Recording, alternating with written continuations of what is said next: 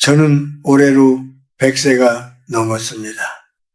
오래 살았다는 말은 단순히 시간이 많이 흘렀다는 뜻이 아니다. 그 시간 동안 얼마나 많은 사람의 얼굴이 바뀌었고 얼마나 많은 가정이 조용히 무너졌는지를 보았다는 뜻이기도 하다.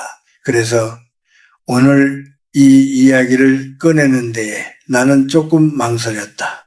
이 말은 듣기 편한 말이 아니기 때문이다. 하지만 나이가 들수록 한 가지는 분명해진다. 듣기 좋은 말보다 듣기 전에 들어야 할 말이 더 중요하다는 사실이다. 나는 감히 이렇게 말하고 싶다. 65을 넘긴 후에도 자식 이름으로 재산을 대신 올려주고 있다면 당신은 이미 노년의 가장 중요한 버팀목 하나를 내려놓고 있는 것이다. 이것은 자식을 사랑하지 말라는 말이 아니다. 오히려 너무 사랑했기 때문에 생기는 비극에 대한 이야기다. 사람들은 흔히 말한다. 어차피 다 자식 건데요. 그 말 속에는 미덕처럼 보이는 체념이 들어있다. 하지만 나는 오랜 세월을 살아오며 그 말이 얼마나 많은 노인을 외롭게 만들었는지 똑똑히 보아왔다. 젊을 때의 사랑은 주는 것이다. 그러나 늙어가는 시기의 사랑은 남겨두는 것이다. 자신을 위해 그리고 관계를 위해 남겨두는 것이다. 많은 부모들이 이 구분을 하지 못한 채 살아간다. 특히 우리 사회에서는 부모가 자식을 위해 모든 것을 희생하는 것이 당연한 미덕처럼 여겨져 왔다. 집을 팔아 자식 결혼 자금에 보태고 평생 모은 돈을 통장째로 맡기며 나는 이제 필요 없다고 말한다. 그 말은 겸손처럼 들리지만 사실은 자기 삶을 너무 쉽게 지워버리는 말이다. 나는 대학에서 수십 년을 가르치며 수많은 제자들을 만났다. 그리고 은퇴 후에는 그 제자들의 부모 혹은 내 또래 친구들을 더 많이 만났다. 공통점이 있었다. 재산을 자식 명의로 돌려준 뒤부터 그들의 말수가 줄어들었다는 점이다. 예전에는 자신의 집이라고 말하던 공간을 어느 순간부터 저기 애들 집이라고 부르기 시작한다. 말이 바뀌면 마음도 바뀐다. 마음이 바뀌면은 삶의 자세도 달라진다. 그때부터 노인은 조심스러워진다. 난방을 켜는 일에도 병원에 가는 일에도 심지어는 친구를 집에 부르는 일에도 허락을 구하는 마음이 생긴다. 사람들은 흔히 노후의 불행을 돈이 없어서라고 생각한다. 그러나 내가 보기에는 노후의 진짜 불행은 내가 결정할 수 있는 것이 아무것도 없다고 느끼는 순간부터 시작된다. 재산은 단순한 숫자가 아니다. 그것은 한 사람이 이 세상에 남아있는 자리다. 그 자리를 스스로 내려놓는 순간 아무도 당신을 그 자리에 다시 앉혀주지 않는다. 자식조차도 말이다. 이것은 비난이 아니다. 인간의 본성에 대한 이야기다. 책임과 고난은 언제나 함께 움직이기 때문이다. 나는 이 말을 하며 자식들을 의심하라고 말하고 싶지 않다.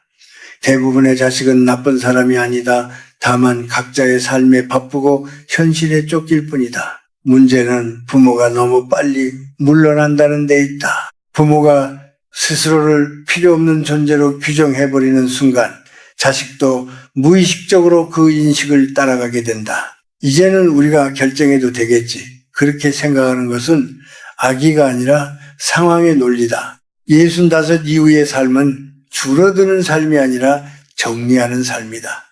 그리고 정리에는 순서가 있다. 관계를 정리하되 끊지 말고 도움을 주되 의존하지 않으며 사랑하되 모든 것을 넘겨주지는 말아야 한다. 특히 재산만큼은 그렇다. 재산은 마지막까지 당신 편에 있어야 할 도구다. 그것이 있어야 말 한마디를 할 수 있고 거절도 할 수 있으며 조용히 혼자 있을 자유도 지킬 수 있다. 나는 너무 늦게 이 사실을 깨달은 사람들의 뒷모습을 많이 보았다. 그들은 불평하지 않는다.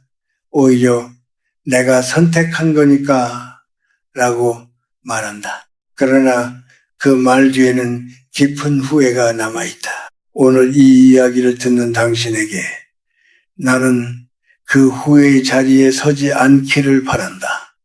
이것은 계산의 문제가 아니라 존엄의 문제다.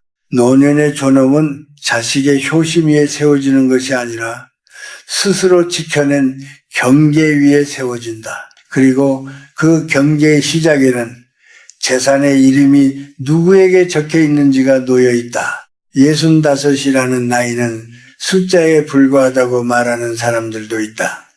마음만 젊으면 된다고 요즘은 100세 시대라고들 한다.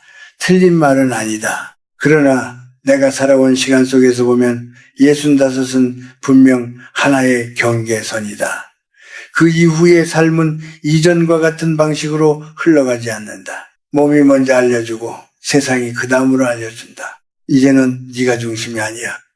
그렇게 조용히 신호를 보낸다. 이 나이를 지나면서 가장 크게 달라지는 것은 힘이다. 젊을 때의 힘은 몸에서 나왔지만 노년의 힘은 위치에서 나온다. 여기서 말하는 위치란 직함도 명예도 아니다. 내가 스스로 결정할 수 있는 범위, 다시 말해 나의 삶에 대해 내가 마지막 말을 할 수 있는 자리다. 이 자리가 사라지기 시작할 때 노년은 서서히 흔들린다. 그리고 그 자리를 가장 빠르게 무너뜨리는 것이 바로 재산의 이름을 바꾸는 일이다. 사람들은 말한다. 이제 나도 늙었으니 애들 앞으로 해두는 게 마음 편하지. 그 말에는 두 가지 착각이 섞여 있다. 하나는 재산을 넘기면 책임도 함께 넘어간다는 착각이고, 다른 하나는 사랑을 먼저 증명하면 관계가 더 단단해질 거라는 믿음이다. 그러나 현실은 그렇지 않다. 책임은 이름과 함께 넘어가지만 배려는 자동으로 따라가지 않는다. 배려는 관계 속에서 매일 새로 만들어지는 것이지 서류 한 장으로 완성되는 것이 아니다. 나는 많은 노인들을 보아왔다. 재산을 넘기기 전까지는 가족 모임의 중심이었고 말에도 힘이 있었다. 그러나 명의가 바뀌고 난 뒤부터는 분위기가 달라진다. 말수가 줄어들고 표정이 조심스러워진다. 그 변화는 하루아침에 일어나지 않는다. 아주 조금씩 마치 해가 지듯이 서서히 온다. 그래서 더 위험하다. 본인은 아직 괜찮다고 생각하지만 이미 삶의 주도권은 손에서 빠져나가고 있다. 우리 사회에는 오래된 미덕이 있다. 부모는 끝까지 주는 사람이라는 생각이다. 자식이 잘 되면 그것으로 만족해야 하고 노년의 불편점은 참고 견뎌야 어른이라는 인식이 뿌리 깊다. 그러나 이 미덕은 가난했던 시대에 만들어진 것이다. 모두가 부족했기에 가족이 아니면 의지할 곳이 없던 시절의 윤리였다. 지금은 다르다. 세상은 넓어졌고 선택지는 많아졌다. 그런 시대에 과거의 방식으로 자신을 지우는 것은 미덕이 아니라 위험이 된다. 65 이후의 재산은 단순한 소유물이 아니다. 그것은 방패에 가깝다. 누군가에게 의존하지 않고도 병원에 갈 수 있는 방패, 눈치를 보지 않고 따뜻한 방에서 잘 수 있는 방패, 그리고 무엇보다 아니다 라고 말할 수 있는 방패다. 이 방패를 내려놓는 순간 노인은 갑자기 착한 사람이 된다. 모든 것을 이해하고 모든 것을 양보하는 사람이 된다. 그러나 그 착함은 존경이 아니라 편리함으로 받아들여질 가능성이 크다. 여기에는 인간에 대한 냉정한 이해가 필요하다. 사람은 악해서가 아니라 상황에 따라 변한다. 결정권이 있는 쪽이 결정하게 돼 있고 책임을 지는 쪽이 목소리를 낸다. 부모가 재산을 넘기며 책임에서 스스로 물러나면 자식이 그 자리를 채우는 것은 자연스러운 흐름이다. 문제는 그 흐름 속에서 부모의 삶이 점점 배경으로 밀려난다는 점이다. 아무도 일부러 그러지 않았는데도 말이다. 또 하나 중요한 것은 시간이다. 젊은 시절의 실수는 고칠 시간이 있지만 노년의 선택은 되돌릴 시간이 없다. 한 번 넘긴 재산은 다시 가져오기 어렵고 가져온다 해도 관계에 깊은 금이 간다. 그래서 나는 늘 말한다. 노년에는 용기보다 신중함이 필요하다고. 빠른 결단보다 늦은 보류가 더 지혜로울 때가 많다고 말이다. 65 이후의 삶은 욕심을 버리는 시기가 아니라 기준을 세우는 시기다. 무엇을 포기할 것인가가 아니라 무엇만은 지킬 것인가를 정해야 한다. 그 중에서도 재산의 이름은 가장 마지막까지 남겨두어야 할 기준이다. 그것은 돈이 아까워서가 아니라 삶의 균형을 지키기 위해서다. 중심이 있어야 주변도 정리된다. 중심이 무너지면 아무리 좋은 의도도 삶을 흔들어 놓는다. 그래서 이 이야기는 선택의 문제가 아니라 생존의 문제에 가깝다.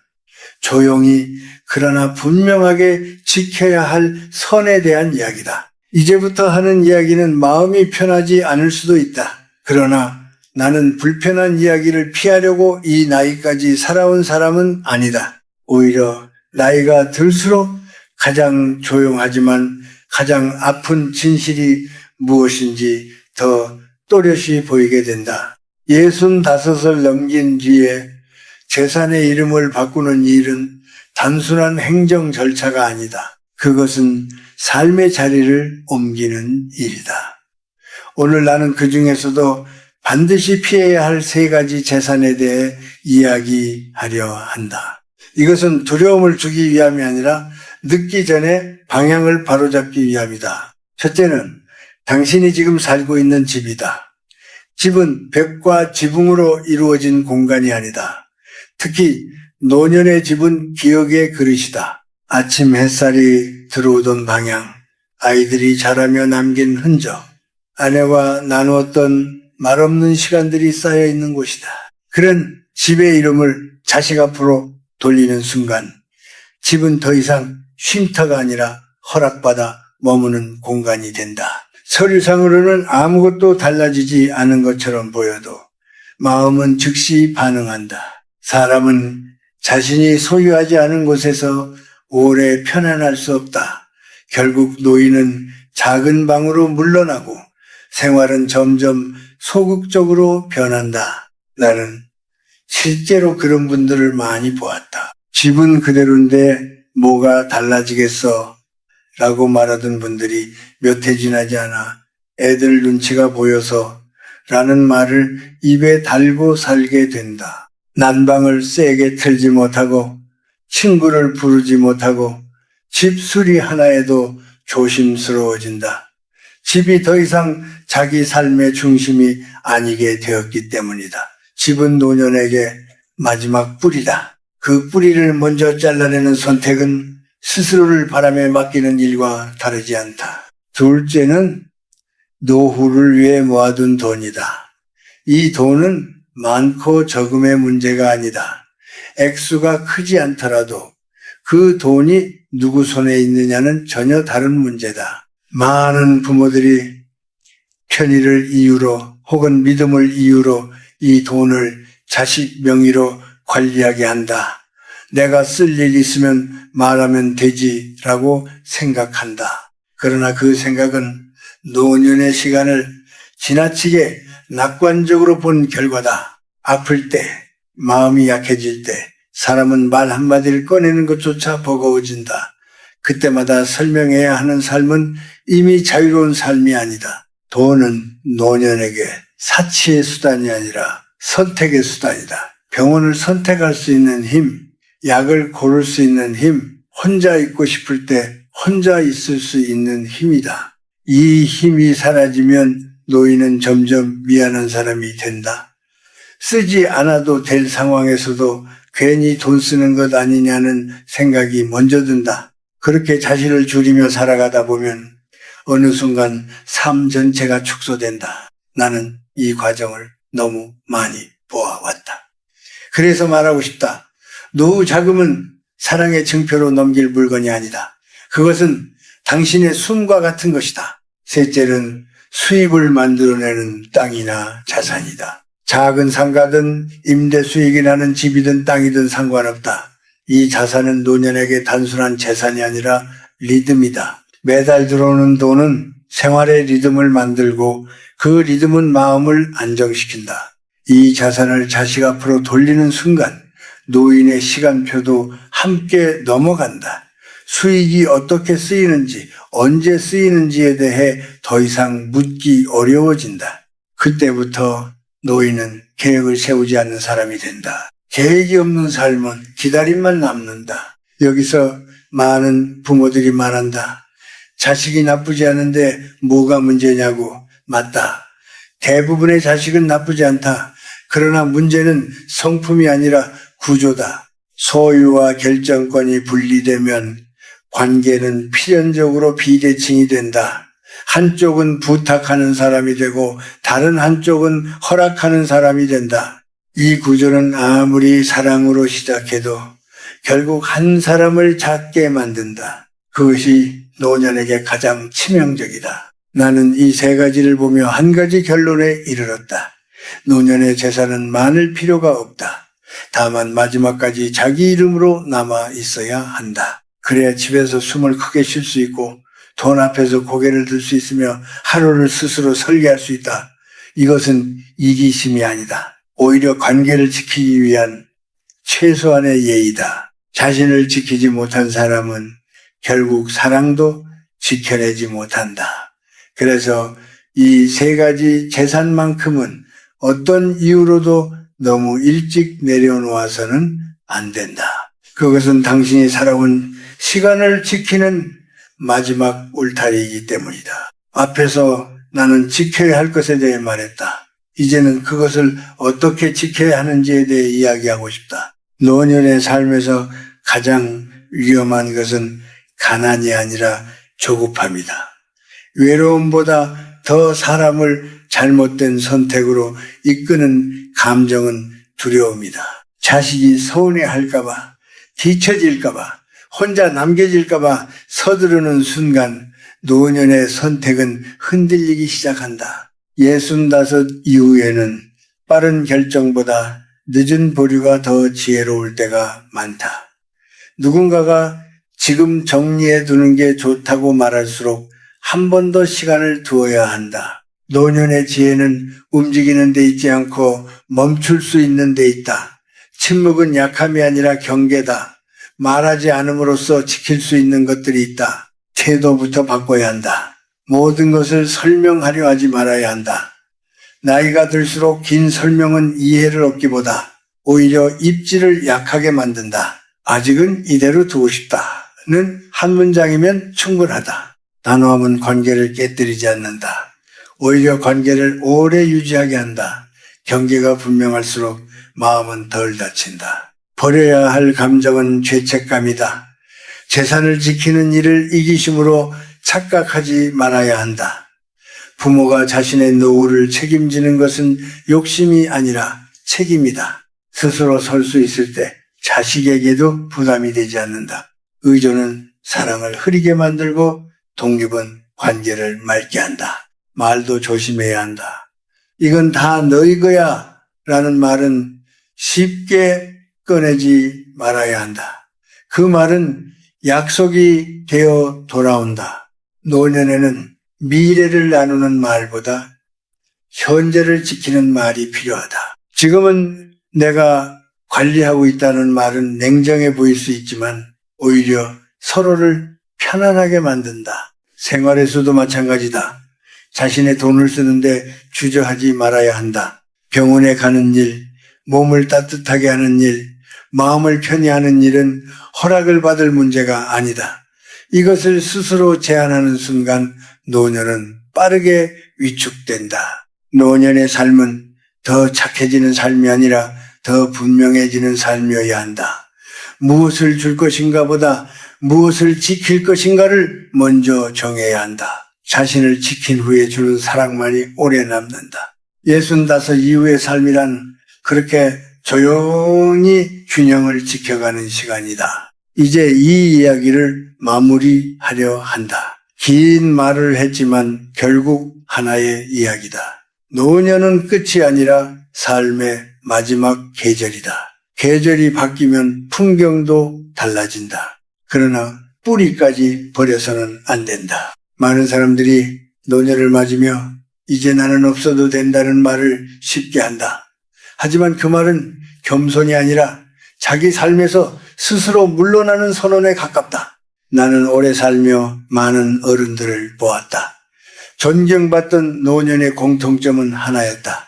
자기 삶의 선을 끝까지 지켰다는 점이다. 무엇을 줄 수 있는지보다 어디까지가 자신의 몫인지를 알고 있었다. 그 선이 있었기에 말에 무게가 있었고 침묵에도 품격이 있었다. 재산은 인생의 목적이 아니다. 그러나 인생의 중심을 지켜주는 역할은 한다. 그것이 있을 때 사람은 선택할 수 있다. 선택할 수 있을 때 존엄이 생긴다. 존엄이 없는 노년은 겉으로 아무리 평온해 보여도 마음속에는 늘 불안이 남는다. 마지막까지 자기 몫을 지킨 사람들의 노년은 다르다. 그들은 설명하지 않는다. 부탁하지 않는다. 눈치를 보지 않는다. 혼자 있는 시간을 두려워하지 않고 누군가와 함께 있어도 자신을 잃지 않는다. 그 평온함은 미리 경계를 세워두었기 때문에 가능하다. 가장 좋은 유산은 많은 돈이 아니다. 짐이 되지 않는 부모의 모습이다. 스스로 설 수 있었던 부모, 마지막까지 자기 결정을 할 수 있었던 부모의 모습은 자식에게 오래 남는다. 그것이 말없는 교육이다. 노년을 준비한다는 것은 저축만의 문제가 아니다. 마음의 기준을 세우는 일이다. 무엇을 잃어도 괜찮고 무엇만은 끝까지 지켜야 하는지를 스스로에게 묻는 것이다. 그 기준이 있을 때 삶은 흔들리지 않는다. 마지막으로 이 말을 남기고 싶다. 노년은 비워내는 시간이지만 완전히 비워서는 안 된다. 한 가지는 반드시 남겨두어야 한다. 나 스스로를 지킬 수 있는 자리다. 그 자리가 있을 때 사람은 조용히 늙을 수 있고 품위 있게 삶을 마무리할 수 있다. 나는 당신이 그런 노년을 맞이하길 바란다. 서두르지 않고 흔들리지 않고 끝까지 자기 이름으로 살아가는 삶을 말이다.